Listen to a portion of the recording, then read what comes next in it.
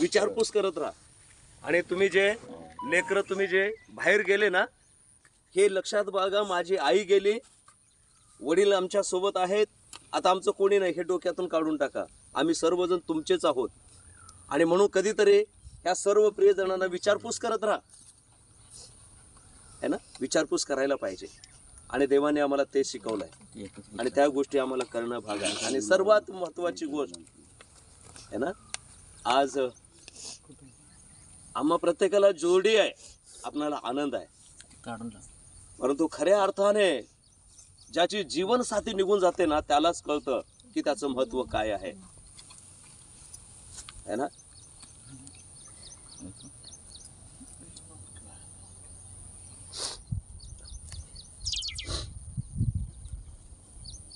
Jewel आणि ज्योती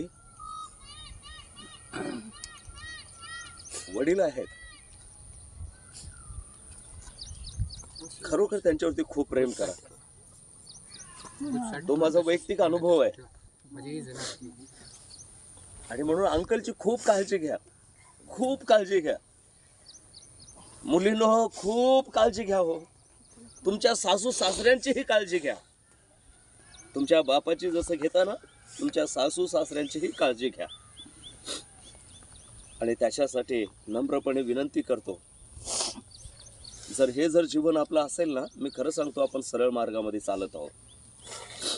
जर आपल्याकडे सर्व गोष्टी मुबलक असून जर आपण मरेपर्यंत एकमेकांचं जर तोंड बघत नाही, त्या जीवनाला थू आहे. काही नाही, काही कामाचं नाहीये. खरं सांगतो, काहीच कामाचं नाहीये. आणि म्हणून विनंती आहे, अंकल तुम्हीही काळजी करू नका. शेवटपर्यंत तुमची पत्नी देवाशी विश्वासू राहिली, तुम्ही देवाशी विश्वासू राहा, कारण एका दिवशी भेटणार आहात. की हे बायबलचे वचन आहेत, हे सत्य आहेत, आणि एका दिवशी ते भेट घालणार आहे. आणि म्हणून आपल्या लेकरांसोबत देवाच्या कृपेने सुंदर नातवंड तुम्हाला आहेत, मुली आहेत, है ना. त्याचप्रकारे आमचे शिंदे साहेब या ठिकाणी आहेत. मी नेहमी त्यांना पाहतो. जेव्हा आंटी ते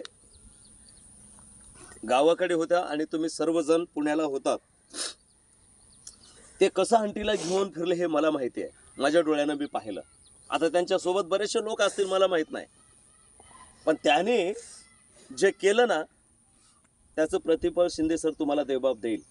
कारण परमेश्वर कुणाचाही ऋणी राहत नाहीये. आणि म्हणून अशा जीव लावणाऱ्या व्यक्तींना कधीच विसरू नका आयुष्यामध्ये, लक्षात ठेवा. आणि ज्या दिवशी अशा लोकांचा विसर पडला, त्या दिवशी आपल्या जीवनामध्ये आपण हारलो हे समजा. ओके. आणि म्हणून आम्हाला खूप आधार होता ह्यांचा, माहिती आहे का तुम्हाला.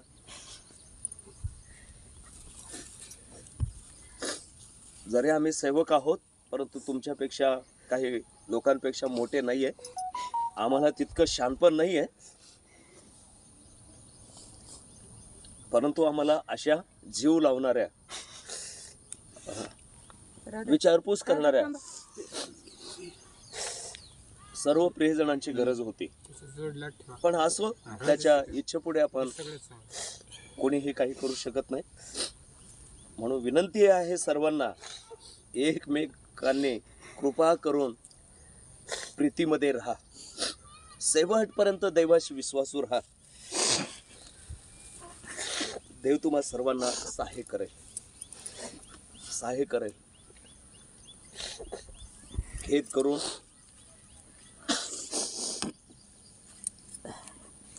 दुःख करून आपल्या शरीराला कमजोर करून घेऊ नका. त्रास होतो, आम्हाला माहिती आहे, कारण तो अनुभव आहे. आमच्या लेकरांना किती त्रास झाला हे मला माहिती आहे. जेव्हा आता हे माझा मुलगा बारका पलंगावर झोपतो तो, आणि जेव्हा मी अचानक जाऊन त्याच्याजवळ बाळ म्हणून झोपतो ना, जसं आईच्या मिट्टीमध्ये झोपतो तसं मला घट्ट धरून झोपतो.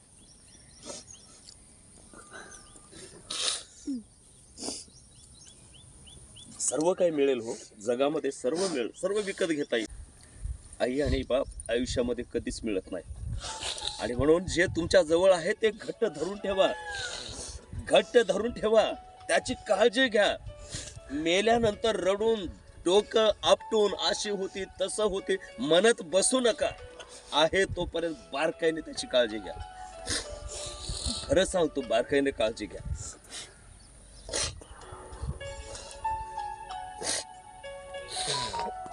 संपलं त्यांचं, काही नाहीये. कितीही तुम्ही काळजी घेतलात पण पत्नीची आठवण येतेच. आणि म्हणून माझ्या प्रियांनो, ज्योती, आपल्या सासऱ्याची बापा समान काळजी घे बेटा. मी खरं सांगेन, परमेश्वर, त्या तुझ्या बहिणी आहेत, त्यांचा आदर सन्मान कर बेटा. तू आता तुझ्या सासूच्या ठिकाणी ती जबाबदारी तुझी आहे. मी भावनिक होऊन सांगत नाहीये, एक देवाचा सेवक म्हणून सांगत आहे. या ठिकाणी मी संदेश देण्याकरता बोलण्याकरता नाहीये, परंतु मनामध्ये माझ्या विचार आले म्हणून मी ह्या गोष्टी तुम्हाला बोलत आहे.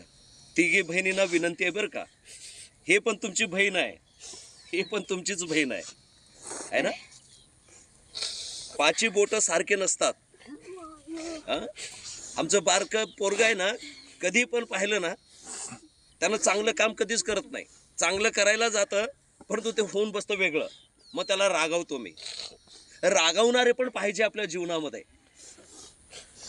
जर आपल्याला दटावणारं कोणी नसेल, अधिकार गाजवणारं कोणी जर नसेल ना, कुटुंबाची दानादान होते, हे लक्षात ठेवा. आणि म्हणून रागावणाऱ्या लोकांवरती प्रेम करा, कारण त्याचं प्रेम तुमच्यावरती आहे म्हणून रागावतं, हे पक्क ध्यानात ठेवा. आणि म्हणून विनंती आहे, तुम्ही सर्वजण आहे ना, एकमेकांची काळजी घ्या, एकमेकांच्या घरी जा, एकमेकांची विचारपूस करा, है ना. तुला एक भाऊ नाही आहे, 3 भाऊ आहेत बेटा इथं, है ना. 3 भाऊ उभे आहेत, बरोबर. काही कमी नाही आहे. देव सर्व गोष्टी पुरवेल. आणि म्हणून एवढ्याच गोष्टी मी या ठिकाणी बोलतो. परत एकदा हीच नम्रपणे विनंती करतो, देवाचे विश्वासू राहा, एकमेकावरती प्रीती करा, एकमेकांच्या विश्वासाला तडा जाऊ देऊ नका. आणि विशेष करून जे आपले वडील आहेत त्यांची बारकाईनं काळजी घ्या. तुम्हाला कमी पडू द्या, हरकत नाही, परंतु आपल्या बापाची खूप काळजी घ्या. त्याचा बदला परमेश्वर दिल्याशिवाय येणार नाही. आणि इतकंच आणखी परत एकदा सांगेन, हे जे जीवाचे लोक आहेत, कोणी येत नाहीत बरं का, कोणी येत नाहीत. माझा तो अनुभव आहे. एकदा गेलं ना, माझ्या दाराला कोणीच कुत्रा आलं नाहीये. जे लोक माझ्याकडे 4-4 दिवस राहून खाऊन मस्त जायचे, माझ्या घरचं ज्या दिवशी पालखीनबाई गेली त्या दिवशी माझ्या घराचे त्यांच्याविषयी दार बंद झाले, कोणीच आलं नाही. आणि म्हणून विनंती आहे, जीव लावणारे लोक खूप कमी मिळतात. अशा लोकांची काळजी घ्या, अशा लोकांच्या संपर्कामध्ये राहा. साहेब, तुम्ही पण आता झालं वडीलधारी, तुम्हीच लोक आहात, तुम्ही पण त्यांची विचारपूस करा. किती केलं तर ते पोरकट आहेत. जरी शिक्षण असेल, ज्या गोष्टी तुम्हाला समजतात त्या मला समजत नाहीये. काही गोष्टीमध्ये आम्ही कमी आहोत, कुणी आहोत आम्ही, पण सर्वजण एकमेकाला बोलत करत राहा. या ठिकाणी मावशी आहे, बिचारी आई आजारी असल्यापासून आपल्या नवऱ्याला, आपल्या घराला सोडून इथेच आहे ना. कोण राहू शकते होतंय? कुणाला कामधंदा नाहीये, जीवाला लाज नसते, अंतकरणाला लाज नसते, है ना. कितीही कुत्र्यासारखं केलं तिथंच पडून राहावं वाटतं का? तिथं ते जीवाचं आहे आणि ते तडफडत बसलेलं आहे.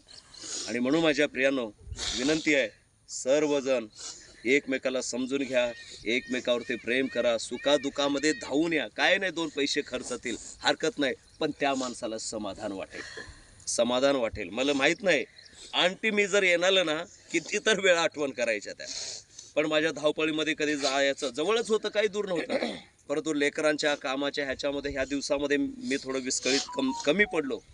परंतु देवाला धन्यवाद, शेवटी का होणार, त्यांना भेटण्याची, बोलण्याची, त्यांच्याविषयी प्रार्थना करण्याची संधी मला लाभली. आणि म्हणून धन्यवाद. परत एकदा आपण सर्वजण या ठिकाणी आलो आणि या ठिकाणी येऊन ज्या गोष्टी आपण बोललो, काहीतरी आपल्या अंतःकरणामध्ये घेऊन आपण जाऊया आणि देव निश्चित तुम्हाला आशीर्वाद देईल. आपण प्रार्थना करूया.